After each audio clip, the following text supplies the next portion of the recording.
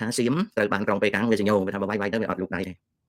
អ្វីដែលចិនវាផ្ដល់ឲ្យទៅហ៊ុនសែនគឺមានចំនួននិងគុណភាពតិចតួចណាស់ដែលកងទ័ពថៃអាចវាយលោកហ៊ុនសែនបានមិនអីទេពីព្រោះចិនវាចាត់ទុកថាសៀមជាម៉ួយធំរបស់វាចំណែកហ៊ុនសែនជាម៉ួយសំទានវាអត់អន់សពចិត្តនឹងអង្គើស៊ីជោរបស់លោកហ៊ុនសែនអញ្ចឹងក្រុងប៉េកាំងវាខ្សឹកខ្សៀវប្រាប់ទៅក្រុងបាងកកថាបើថៃចង់វាយហ៊ុនសែនវាយទៅវាធ្វើមិនដឹងលើកទី1កាលប៉ះគ្នាដំបូងពីថ្ងៃ24កក្កដាដល់28កក្កដាមិត្តដៃថែបវាលីចោទៅជួបអាចបាត់ឥឡូវនេះវាយគ្នាម្សិលមិញថ្ងៃនេះទី7ទី8ខែធ្នូវាលីចោទៅជួបអាចទៀតទៅពេលដែលសៀមវាយហ៊ុនសែនលើកនេះវាអត់មកទេមិនបានវាអត់មកពីព្រោះវាជ្រិញនឹងលោកហ៊ុនសែនជ្រិញនឹងលោកហ៊ុនសែនរឿងពលានយន្តហោះដៃជោអន្តរជាតិនេះ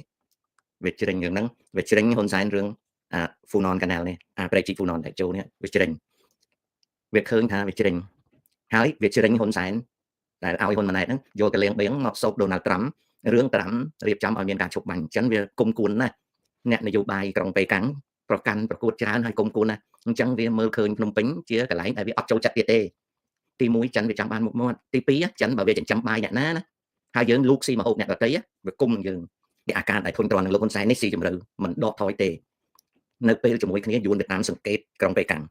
ពេលដែលវាឃើញចិនរៀងជ្រិញនឹងលោកហ៊ុនសែនវាក៏ចាប់ផ្ដើមធ្វើចិញ្ចាំងសមុទ្រវាបង្កើតយុទ្ធសាស្ត្រនៅ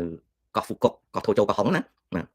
ដោយសារវាឃើញថាចិនជ្រិញអញ្ចឹងតនចិនកំពុងតែជ្រិញនឹងលោកហ៊ុនសែនវាប្រញាប់ធ្វើកិច្ចការវាដែលខ្ញុំនិយាយតាក់ទងនឹងផ្លូវចាញ់ទៅសមុទ្រពីក្រុងហាទៀងដែលបន្តិចទៀតឈានទៅដល់ការរៀបចំផ្លូវឬស្ពានភ្ជាប់កោះហ្វូកុកកោះត្រល់47គីឡូម៉ែត្រហ្នឹងវាតាក់ទងរឿងហ្នឹងហើយយួនក៏វាឆាប់បំពាក់គ្រឿងអាវុធនៅលើកោះត្រល់ដូចខ្ញុំបានជម្រាបម្សិលមិញហើយភូមិសាស្ត្រនយោបាយគេសង្កេតគ្នាអញ្ចឹងអានេះគេហៅ accessibility ហើយនឹង interactivity ការទំនាក់ទំនងគ្នាហើយនឹងការចូលដៃចាប់គ្នាអញ្ចឹងខ្ញុំគិតថាសៀមត្រូវបានក្រុងប៉េកាំងវាសញ្ញោវាថាបើវាយទៅវាអត់លុកដៃទេដូច្នេះកម្លាំងក្របរំសេវរបស់លោកហ៊ុនសែនដែលបានទទួលពីចិនណា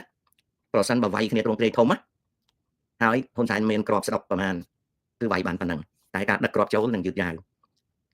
សៀមវាគិតថាវាអាចវាយហ៊ុនសែនបានពីព្រោះវាមានក្របច្រើនជាងហ៊ុនសែនហើយវាច្បាស់ជាត្រូវចិនខ្សឹបប្រាប់ថាចិននឹងអត់ជួយហ៊ុនសែនទេចិននៅបន្តមិត្តរបស់ហ៊ុនសែនជាមួយហ៊ុនសែនប៉ុន្តែអត់ជួយហ៊ុនសែនទេសៀមវាយចុះមិនបានចិនវាទៅត្រូវជាមួយនឹងសៀមពីព្រោះវាចង់បានតំបន់ក្រាបើសិនណាជាកងទ័ពថៃជាមួយអ្នកនយោបាយថៃសៀមហ្នឹងវាព្រមលើផែនការស្ពានគោកនៅតំបន់ Isthmus of Kra អានោះចង់លោកហ៊ុនសែនអាលាយទៅណាក៏ចិនវាអត់ខ្វល់ដែរវាអត់ខ្វល់ទេពីព្រោះចិនវាគិតថាបើសិនជាវាបានផែនការនៅក្រាបើវាបានផែនការនៅក្រាវាអត់ត្រូវការរៀមទេវាអត់ត្រូវការរៀមទេហើយវាក៏សក់ចិត្តចោលតារាសាគរ